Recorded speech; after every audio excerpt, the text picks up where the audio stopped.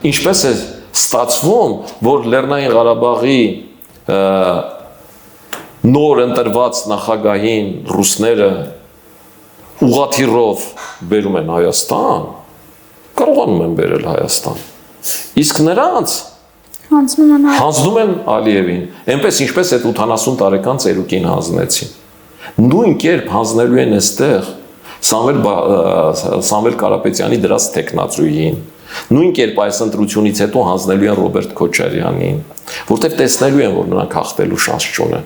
իսկ նրանք հաղթելու շանս չունեն, որովհետև իրենց դրած կարգախոսները չեն աշխատում։ Եթե մինչև 2021 թվականին իրենք ասում էին պատերազմում պարտվել է պիտի հեռանա,